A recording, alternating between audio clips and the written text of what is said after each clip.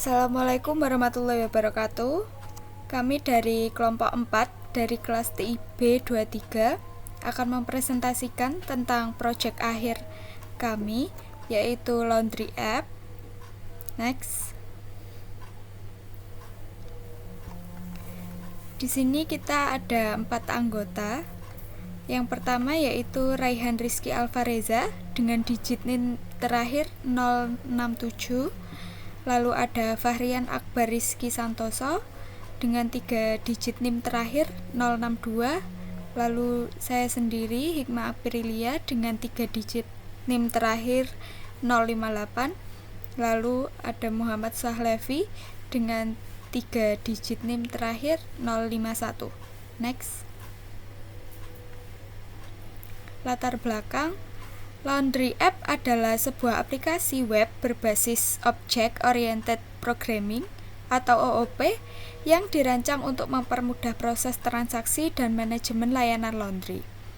Dengan menggunakan pendekatan OOP, aplikasi ini memiliki struktur yang modular dan terorganisir, sehingga setiap komponen aplikasi seperti pengelolaan pelanggan, pengaturan transaksi, dan layanan pelaporan dikelompokkan ke dalam kelas-kelas terpisah. Aplikasi ini juga dibangun menggunakan Flux, yaitu sebuah framework web Python yang ringan namun sangat kuat untuk membangun aplikasi berbasis web. Next.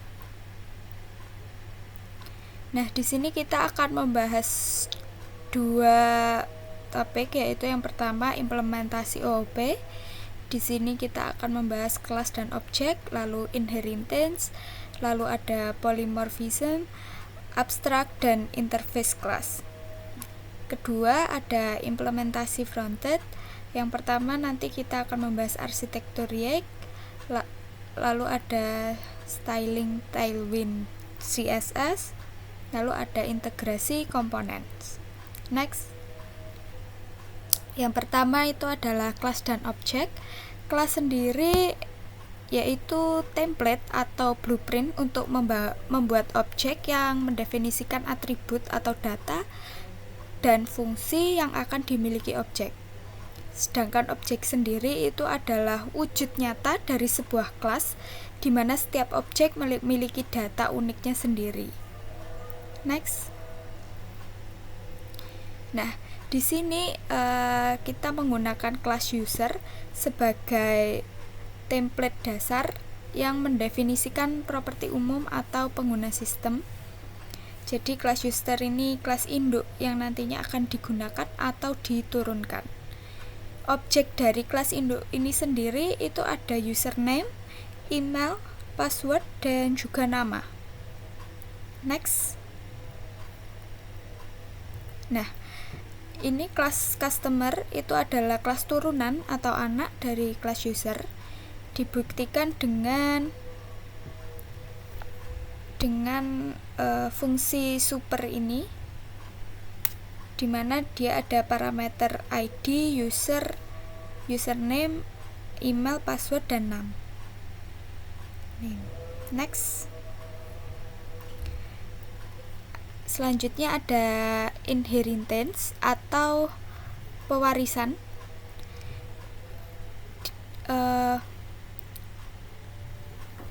Yaitu konsep di mana sebuah kelas bisa mewarisi sifat atau atribut atau metode dari kelas lain, di mana ini memungkinkan adanya pengulangan kode, lalu hierarki kelas, dan juga perluasan fungsionalitas. Next. Nah, di dalam sistem laundry ini kami mengimplementasikan inheritance melalui dua kelas turunan dari user. Yang pertama yaitu kelas customer. Di sini kita dapat melihat ya bagaimana kelas customer itu mewarisi username, email, password, dan juga name. Namun di sini ditambahkan fungsi spesifik sesuai dengan perannya customer, yaitu ada phone, lalu daftar alamat, dan juga system point. Sementara yang kedua itu ada kelas employee, di mana dia juga mewarisi sifat-sifat dasar dari kelas user yang tadi, namun ditambahkan fungsionalitas yang spesifik sesuai peran employee, yaitu memiliki role dan juga data order yang ditugaskan. Next. Oke, baik. Sekarang kita masuk polymorphism.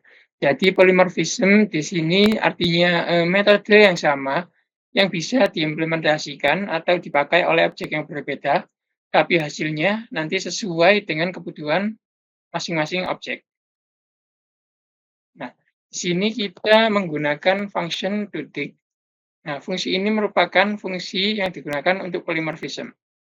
Nah, nanti semua objek yang punya metode ini, baik kelas induk maupun kelas anak, akan mempunyai fungsi ini.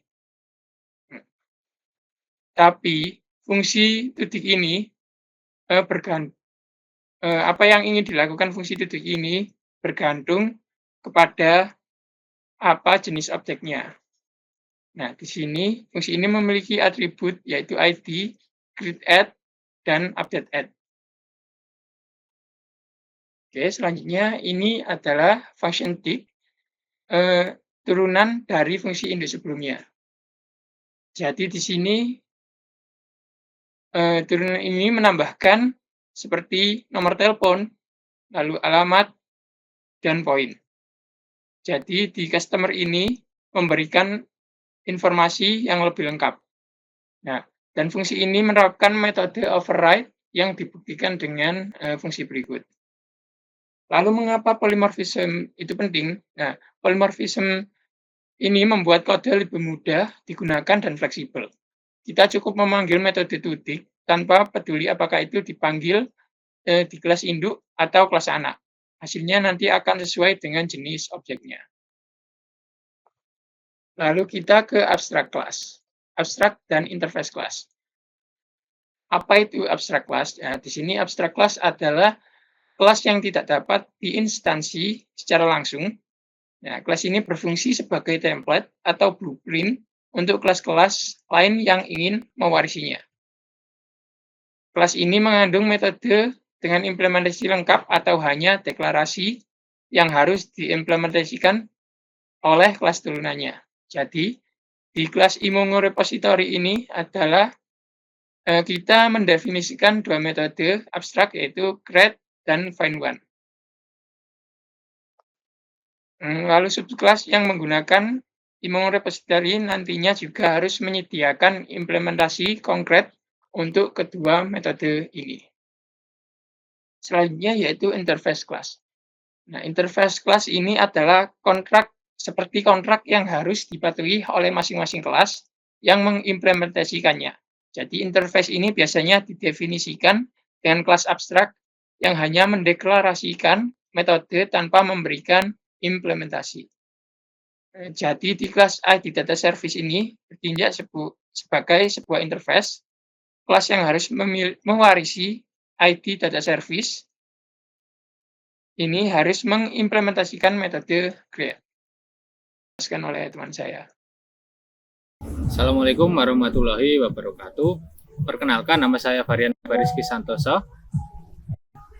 Perkenalkan, saya Ryan Rizky Alvareza. Jadi kali ini kita akan mempresentasikan sistem laundry OOP yang sudah kami buat. Di sini nanti akan kita bagi berhubung penjelasan kodenya dan konsep OOP-nya nanti saya dan Rian yang sudah kita bagi job desk-nya. Pertama saya akan menjelaskan konsep OOP dimulai dari kelas dan objek, kemudian akan saya lanjut dengan inheritance atau pewarisan, dan akan saya lanjutkan hingga polymorphisme. Sisanya akan dilanjutkan oleh teman saya nanti. Kemudian saya akan menjelaskan mengenai abstract class, kemudian interface, dan juga injection. Mungkin bisa dilanjut oleh teman saya dulu, silakan. Baik, di sini adalah implementasi dari UI-nya. Kita menggunakan yang namanya React.js, dan untuk CSS-nya kita menggunakan Tailwind CSS. Tapi di sini saya akan berfokus ke konsep OOP-nya. Jadi untuk React App ini nanti akan saya jelaskan setelah semua konsep OOP berhasil, hanya sebagai pembuktian. Nah, di sini saya akan jelaskan konsep OOP, di mana konsep OOP ini yang saya gunakan adalah yang pertama kelas dan objek. Jadi di sini di kelas dan objek saya membuat beberapa folder. Nah, untuk kelas dan objeknya saya membuat sebuah model, yang dimana model ini adalah suatu kelas induk, dimana kelas dan objek ini adalah suatu blueprint atau template yang sudah kita siapkan dengan struktur seperti atribut dan juga metodenya. Nah, sementara di sini base model ini kita menggunakan base model sebagai kelas induknya. Nah, misalkan di sini ada kelas user. Nah, kelas user ini berfungsi sebagai induk dari berbagai macam, karena user kan saya pakai banyak di sini. Jadi ada employee, ada customer, dan employee itu dia akan terverifikasi sebagai admin atau yang memiliki akses penuh terhadap admin page di program. Nah, di sini saya mendefinisikan kelas user sebagai kelas induk dengan username, email, password, dan juga di sini ada properti seperti dev username, kemudian dev name, dan segala macamnya. Nah, kemudian di sini kita bisa masuk ke contohnya, misalkan di sini order. Nah, di sini sebentar. Nah, class order. Nah, di cara kerja dari class order ini, di mana di sini kita punya sebuah konstruktor, yang konstruktor ini adalah definite ini, yang dia akan menginisialisasi state awal objek dengan parameter yang diterima. Jadi untuk instance variablesnya, yaitu customer ID dan service type dan juga lain-lain ini yang banyak ini, maka dia juga akan nantinya akan digunakan untuk kelas-kelas turunan lainnya, begitu di order. Jadi order ini kelas induk dari berbagai macam jenis penerapan order yang nantinya akan kita lakukan di kelas lain. Nah, kemudian untuk super ini, jadi super init ID ini nanti fungsinya adalah untuk memanggil, karena kita ingin memanggil konstruktor dari metode kelas induk di kelas lain-lainnya. Nah, kemudian di sini untuk encapsulation kita pakai private variable. Sebentar. Oh, untuk encapsulation-nya kita pakai prefix underscore untuk private variable. Jadi kalau di Java itu kan langsung inisialisasi private dan segala macam gitu. Tapi kalau di Python, karena OOP murni yang benar-benar OOP itu sejatinya di Python tidak sespesifik yang ada di Java. Jadi di sini hiraukan aja soal itu. Nah, kemudian selanjutnya saya akan memberikan contoh lain, di mana di contoh yang kedua ini ada class payment. Sebentar, ini saya sambil lihat catatan ya, soalnya kelasnya banyak sekali, jadi saya harus pecah supaya kalau dijelaskan semuanya nanti terlalu panjang. Nah, di sini misalkan di class payment ada class payment base model. Nah, di base model ini kita pakai state management yang lebih kompleks dengan multiple attributes. Nanti kan di sini ada file payment, refund payment, verify payment. Nah, setelah itu di sini kita bakal ada timestamp tracking untuk audit trail, atau timestamp tracking untuk memasukkan apa itu namanya, create add sama update add yang sesuai sama yang ada di MongoDB. Jadi di sini saya nanti menggunakan MongoDB sebagai database-nya. Nah, untuk cara kerja dari class payment ini nah sebentar.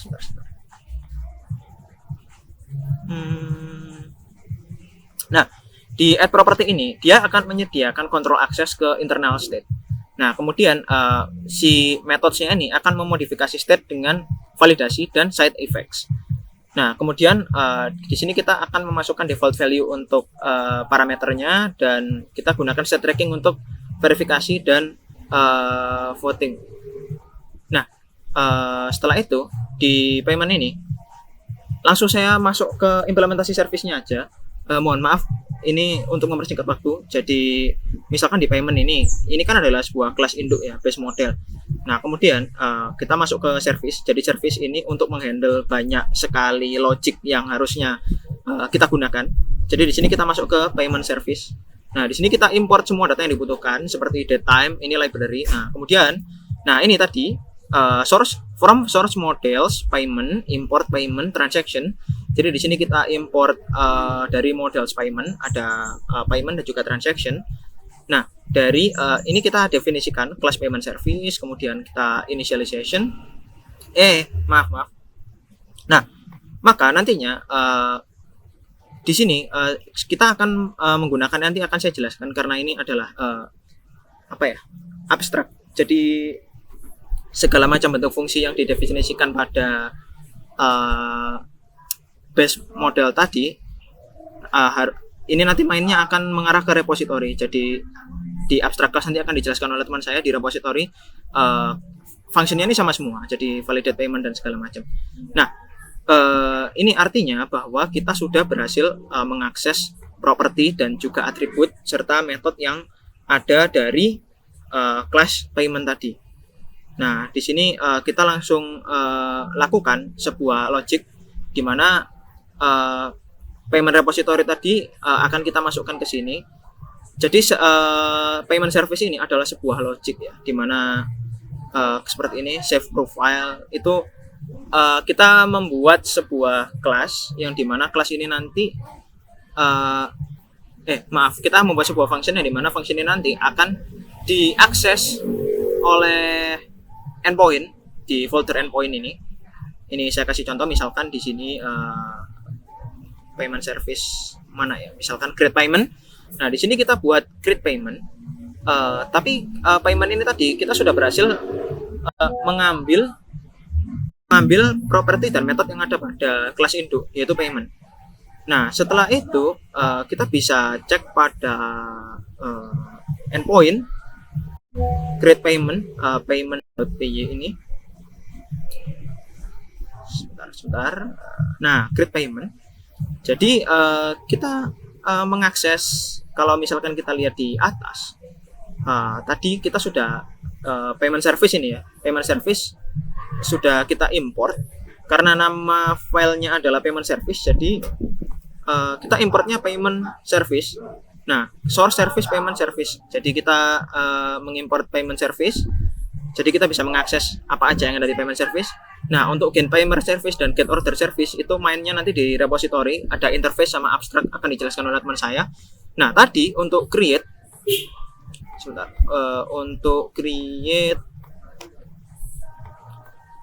maaf di sini kan ini get. Nah, post kan di sini kita mendefinisikan async def create payment.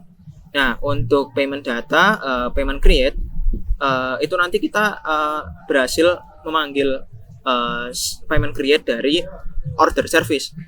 Nah, nanti secara dari payment service. Nah, secara otomatis segala macam objek yang baru yang kita buat di payment.py di API ini itu berdasarkan dari fungsi yang sudah kita buat pada service sebelumnya, payment service.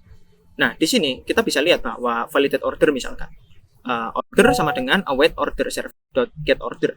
Jadi kita mengakses order service dulu, tapi di sini kita bikin await supaya asinkronus, sama seperti konsep yang ada di Node.js karena saya menggunakan Fast API.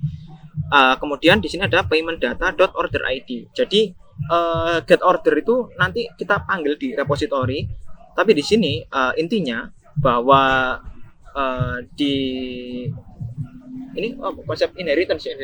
Nah, di inheritance artinya kita bisa memanggil semua properti, method, dan juga objek-objek yang ada pada order service supaya kita bisa panggil di payment ini. Jadi nanti secara otomatis segala macam bentuk variabel atau objek baru yang kita buat di sini maka akan sama nilainya dengan yang ada di order service. Jadi ketika post data dari API ini, maka data yang di post akan sama dengan template yang sudah kita siapkan pada kelas order service, payment service. Nanti akan tersubmit ke database dengan format yang sama, konsisten. Nah, selanjutnya saya akan menjelaskan tentang polymorphisme ya. Karena ini saya pilih-pilih biar enggak semuanya. Nah, di sini ada polymorphisme.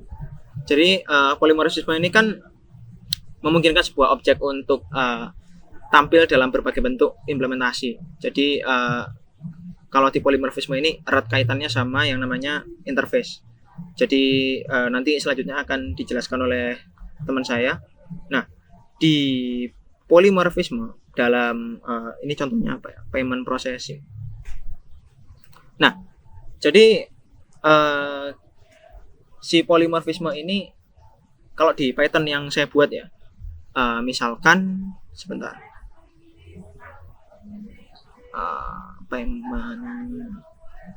payment processor. Jadi di sini nanti masuknya akan jatuhnya ke interface payment.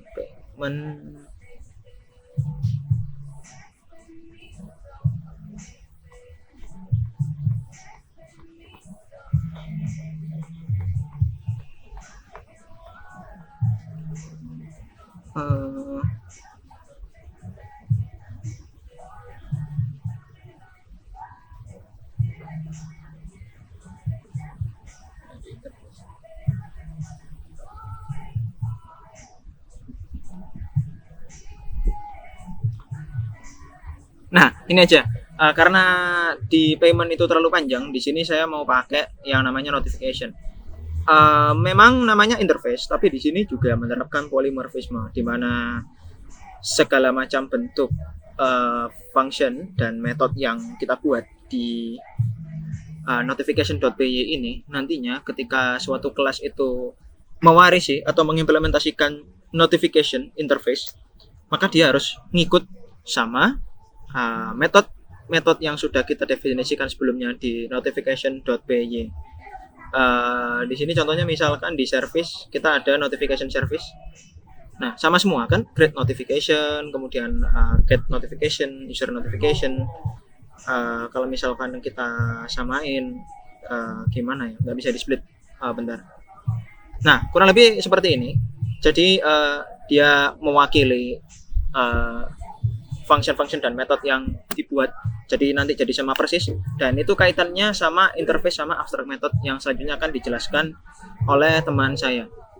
Di sini Mas Fahrian Akbar, dipersilakan. Baik.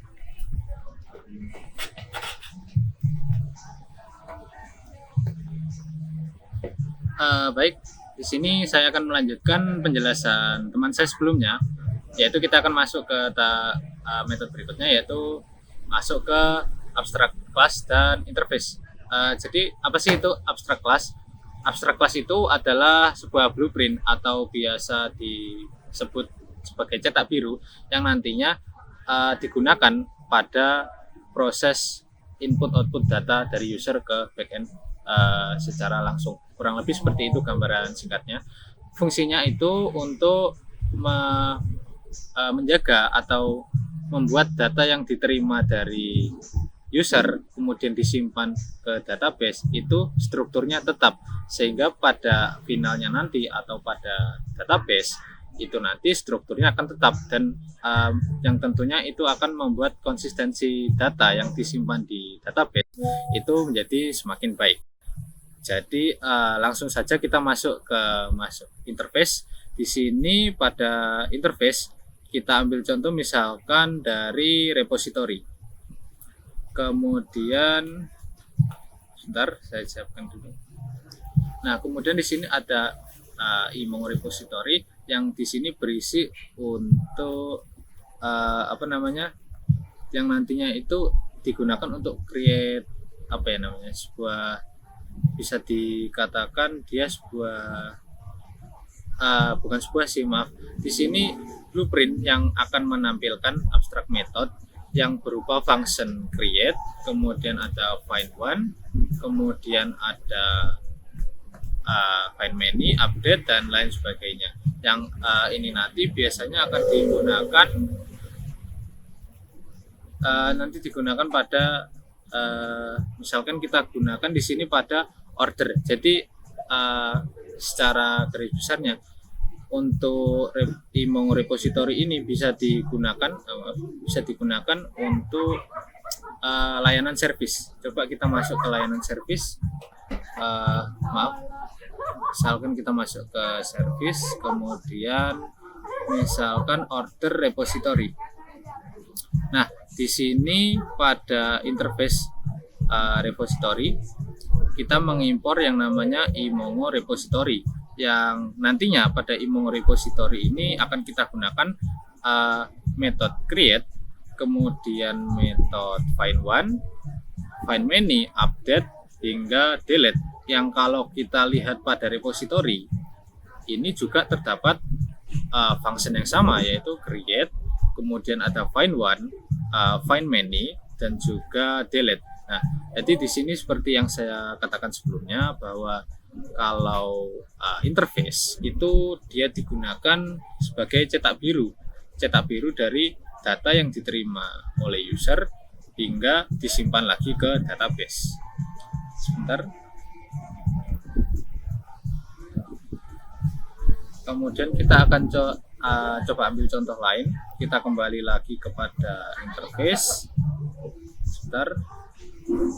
Kemudian kita masuk ke, misalkan ini adalah service. Pada di interface data service, di sini juga terdapat function create, kemudian get by ID, update, delete, dan search, dan juga lainnya. Ini nanti juga tergantung nanti pemakaian seperti apa. Ini adalah contoh istilahnya ini digunakan sebagai inisiasi dari interface data service. Kemudian nanti untuk penggunaannya itu kita misalkan masuk ke customer service. Sebentar. Misalkan kita masuk ke sini pada menu customer service, di sini juga terdapat. Nah, kita mengimpor dulu customer repositories. Langsung saja. Jadi pada customer service ini dia intinya menggunakan dari repository yang berupa inisiasi, create, find one, dan lain sebagainya. Kemudian akan dipakai di sini sebagai create-nya, di sini dia memakai create customer, kemudian ada authenticate customer, get customer by name, dan lain sebagainya. Misalkan di sini self.repository find one by username dan diambil username. Nah, ini dia mengambil salah satu function yang ada di dalam folder interface repository. Jadi untuk apa sih inti dari apa sih cara kerja dari interface ini? Jadi secara sederhana itu abstract class itu nanti mendefinisikan sebuah kontrak dan dia bersifat share functionally. Kemudian ada generic type parameter yang memungkinkan type safety untuk beberapa entity. Kemudian ada abstract method wajib abstract method yang di sini. Nah, di sini ada abstract method yang ini nanti wajib diimplementasikan oleh masing-masing subclass. Kemudian yang terakhir itu concrete methods, menyediakan implementasi default yang bisa digunakan atau di override. Jadi di override itu misalkan kita punya repository di sini, kemudian ada find many dengan nama fungsinya adalah find many. Nah, maka pada service ini user service ini kita bisa menulis lagi nama functionnya, namun dengan metode super supaya nanti kita tidak usah menulis ulang apa yang ada di dalam function ini. Kemudian untuk metode yang lainnya juga sama, ada save create, save update, dan lain sebagainya ya. Dan ini nanti juga akan diterapkan pada user service sesuai dengan interface yang diambil. Sebentar. Nah, kita juga mana tadi? SRC. Oke.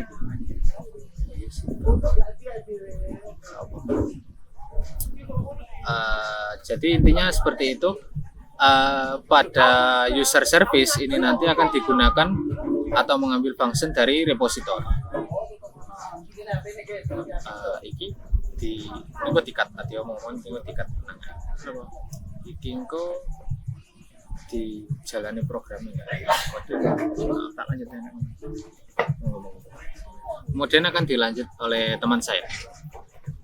Jadi di sini saya akan menjelaskan lebih lanjut. Tadi ada satu yang belum ya, dependency injection. Nah, untuk dependency injection di sini dependency injection itu kalau misalkan kita lihat, nah di sini kan jangan di sini ya, di service misalkan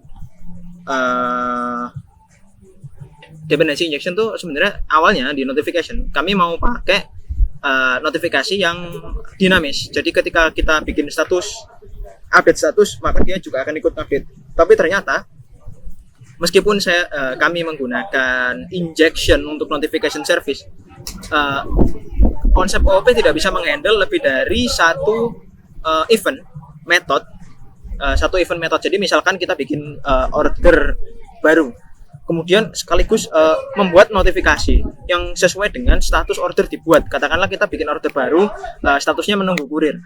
Nah, kalau misalkan kita gunakan dependency injection pun, dia nggak akan bisa membuat dua post sekaligus ke database. Jadi di sini saya bikinnya statis aja. Nah, untuk dependency injection jatuhnya kita manfaatin sama seperti Mongo repository. Jadi Mongo repository ini kita inject. Jadi misalkan kita ingin menggunakan service. Nah, di service misalkan kita kan sebelumnya udah buat notification repository, kita udah buat kelas induk repository. Nah, di sini kita masukkan notification service-nya, di-inject di sini. Nah, gimana sih cara kerjanya? Jadi saya jelaskan langsung aja secara konsep, bukan di kodenya, nanti tambah pusing. Jadi ketika kita membuat suatu, contohnya misalkan di sini nih, kita bikin sesuatu di Postman. Mana Postman-nya ya? Buat method baru aja. Kita buat bekas. bebas. Ini. No. Bentar. Mana tadi? Ya begitu. Sing metode. Ya nek kasih. Is okay. Di sini misalkan kita bikin contohnya apa ya? Update order aja. Update untuk API-nya di sini kita bisa lihat, kita masuk ke namanya admin.py di endpoints ya. Kemudian di sini kita order process. Nah, di order process ini kita bisa cek di MongoDB. Misalkan order. Nah, di sini kan sedang dalam proses pick up order ID-nya ini. Nah, di sini kita copy aja untuk order ID-nya, kemudian kita cocokin sama API ini, router put. Nah, karena kita menggunakan metode put di sini di Postman, kita ganti menjadi put. Kemudian kita masukkan order text admin ini, artinya kita butuh authorization, kita pakai konsepnya token ya, bearer token. Di sini kita juga sudah buat create access token. Jadi ini bearer tokennya admin. Ini admin ya, bearer tokennya. Customer ini. Admin. Coba. Tapi kadaluarsa belum. Enggak, kadaluarsa ini tak buat 7 hari. Berarti nah, API V1 kita copy di sini. Oh. Salah guys. Bentar, maaf. Nah, kurang lebih seperti ini, orders, kemudian order ID-nya yang sudah kita copy tadi. Nah, mana tadi? Nah, order ID ini kita bisa lihat di MongoDB. Setelah itu untuk bodinya, di sini kita masukkan. Sebentar, kita cek di kode dulu. Ini inputnya apa? Update. Sebentar. Status. Order status update. GitHub. Bentar, saya sedikit lupa inputnya. Bentar. Karena nih endpointnya sangat banyak, jadi saya perlu lihat satu-satu. Saya bikin 60-an endpoint, tapi makanya saya nggak tampilin semuanya. Nanti akan ada lebih lanjut ketika di source code kan kita kumpulin nanti. Nanti bisa dilihat di situ dan akan kita jelaskan satu persatu di laporan juga. Misalkan ini tadi proses order. Admin. Nah, di sini kita pakai body JavaScript. Jadi nanti jatuhnya seperti ini. enaknya pakai MongoDB kan dia dinamis ya, bisa nyesuaiin sama apa yang kita mau. Nah, di sini kita bisa lihat statusnya samakan dengan yang ada di Enum. Kita bikin enums.py di models. Jadi Enum ini untuk tipe-tipe layanan, tipe-tipe order status kita bikinnya di sini. Nah, di sini kan tadi apa statusnya awalnya di MongoDB ini? Dalam proses pick up. Maka kita mau bikin supaya dia selesai, komplit sama dengan selesai. Nah, jangan dimasukkan komplit gitu, jangan. Jadi kita masukkan value-nya selesai. Selesai. Nah, kita masukin notes, ada catatannya sesuai sama yang ada di database nih, notes. Nah, untuk notes ini kita bikin terima kasih ya. Nah, setelah itu kita coba put. Oh.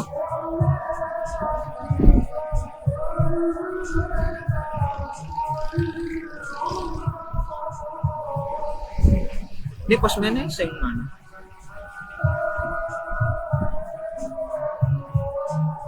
Oh wait. Benar. Hah? Wes. Nah, coba send ulang. Kali biar tokennya belum bisa. Bentar. Oh, not found. Salah API-nya. Nah, harusnya kayak gini. Harusnya ini bener. Nah, order status successfully. Nah, ketika kita refresh di sini, yang paling bawah statusnya akan berubah jadi selesai. Nah, mekanismenya gimana? Jadi dependency injection ini kita turunin.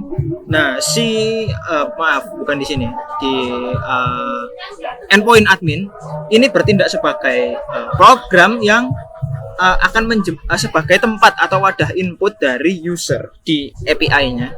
User input masuk sini kan variabelnya. Nah, depends get current employee sebelumnya kita sudah definisikan di sini. Get Nah, employee, get customer service dan segala macam kita udah definisikan. Get order repository, get transaction. Nah, itu kita mainkan di sini di repositorinya. Jadi kita panggil. Nah, dari sini maka data itu akan dioper ke repository. Nah, di mana repositorinya? Repositorinya di admin repository. Nah, di sini kan sama semua ini metode-metodenya. Tadi kita pakai metode apa ya? Bentar. Bukan ini. Bentar.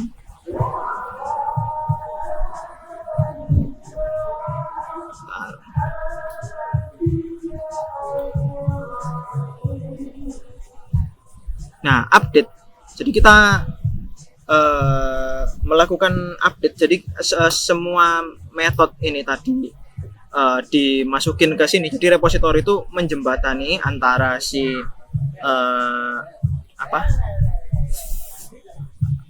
admin endpoint, terus admin endpoint tadi dioper ke sini. Tapi sebelum ke sini dia diolah dulu secara logikalnya di admin service. Nah, di admin service ini kan kita bisa lihat kan ada order service.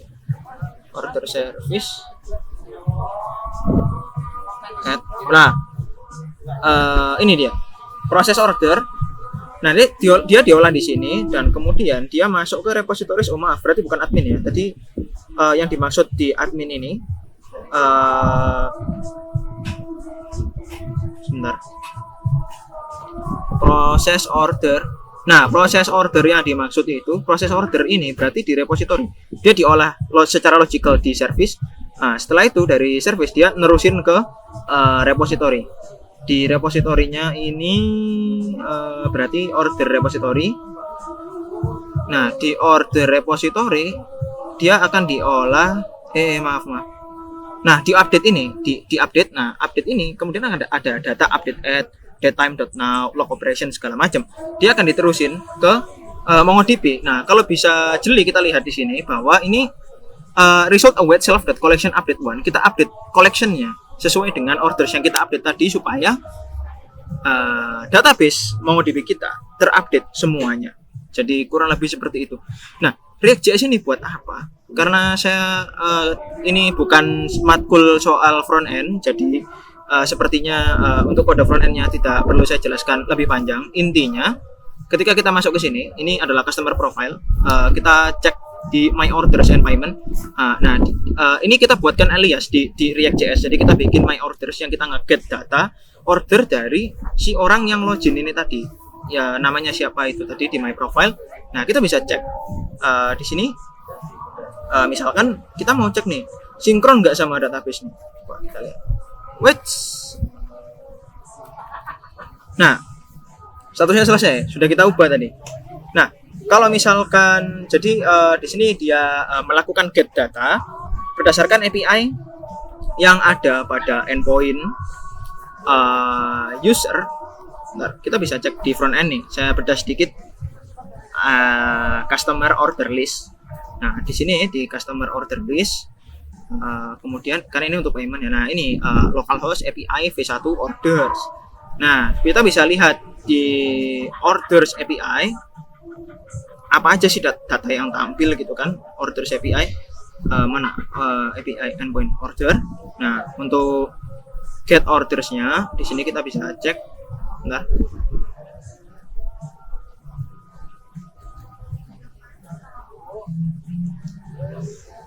Nah, di sini nih.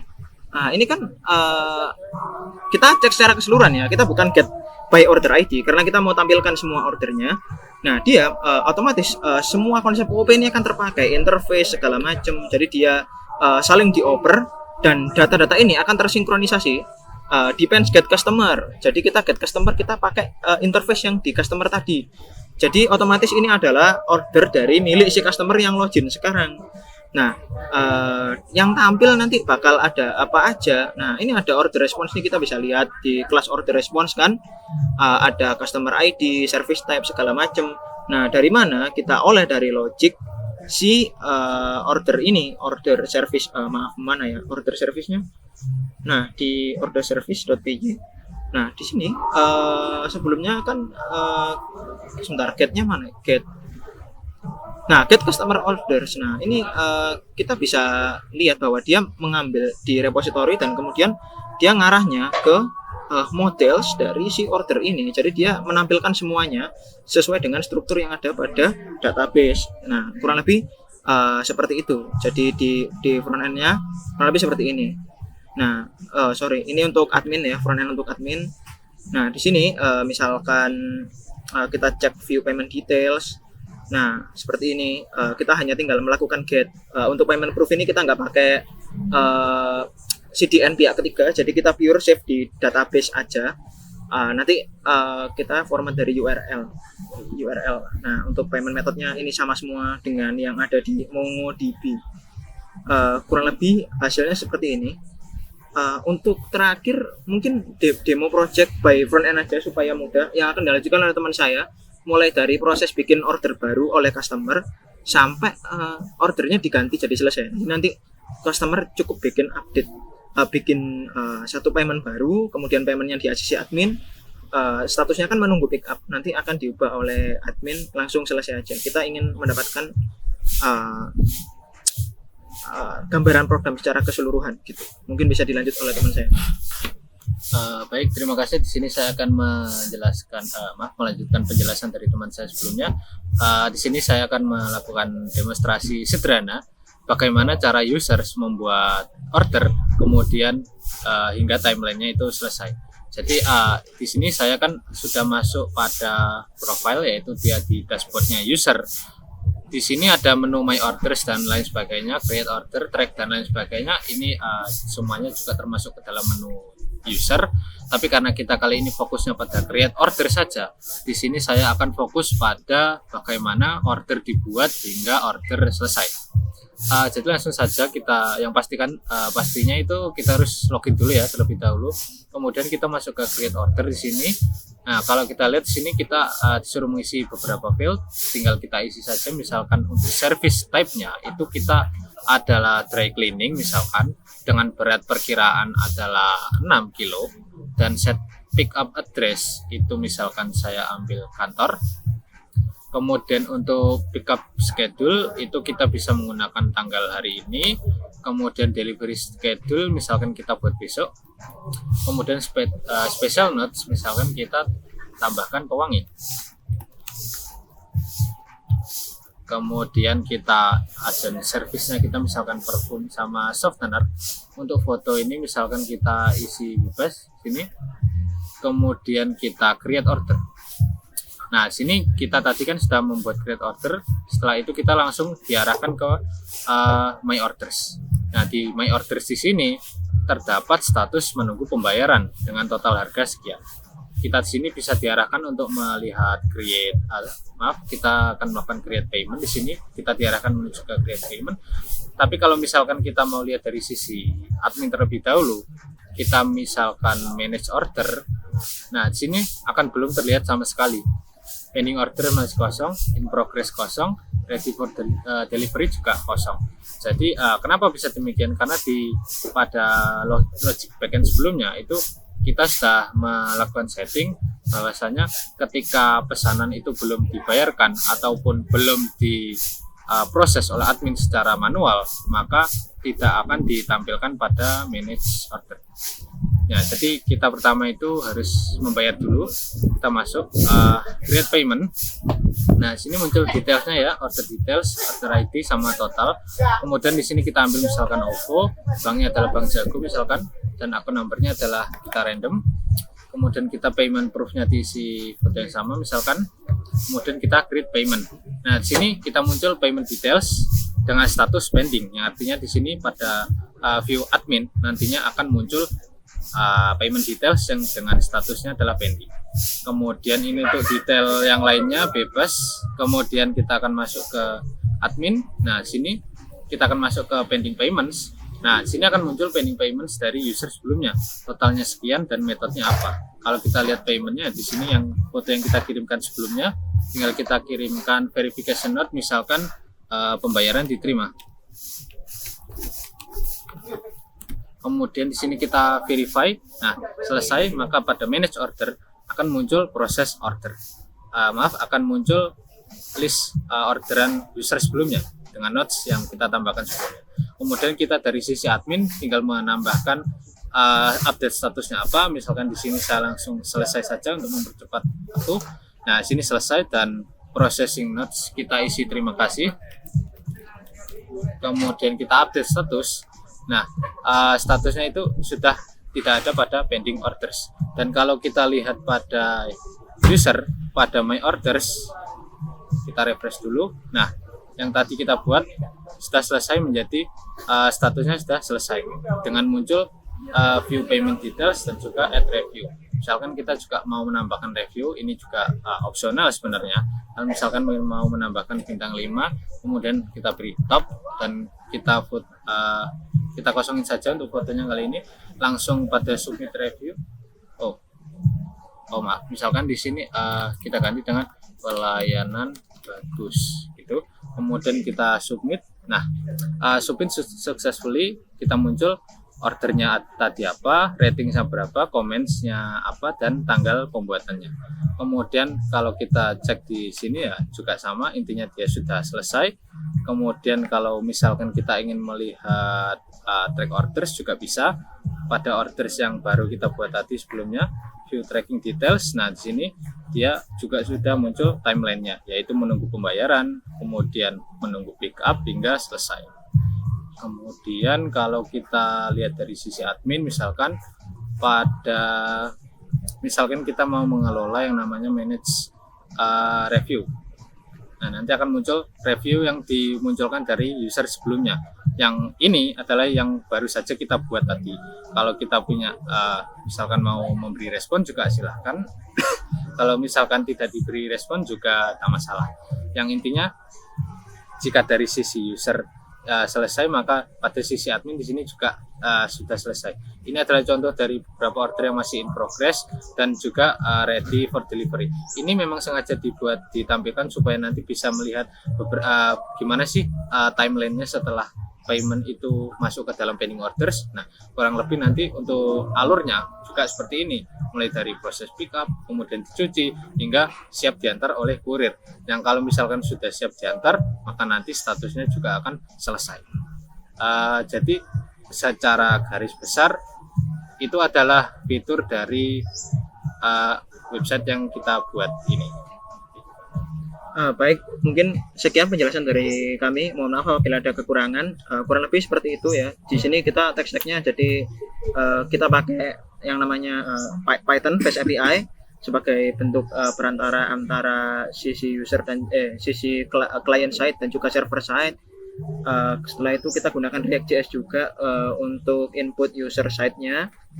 Kemudian di sini juga kita pakai database MongoDB karena enak kalau ganti-ganti laptop kayak ini, karena laptop saya error dipindah ke laptop teman saya satu ini, kita nggak perlu kalau SQL kan import database gitu ya. Kalau MongoDB kita bisa langsung connect asalkan field sama data yang ada pada MongoDB ini sama dengan yang ada pada logic pemrograman Python-nya. Asalkan kodenya sama, harusnya MongoDB nggak jadi masalah sih. Mungkin itu aja. Mohon maaf apabila terlalu panjang karena ini endpoint-nya banyak sekali. Ini aja belum semua, bahkan front-end-nya belum kita buat semua. Jadi mohon maaf apabila terdapat kesalahan. Sekian, terima kasih. Wassalamualaikum warahmatullahi wabarakatuh.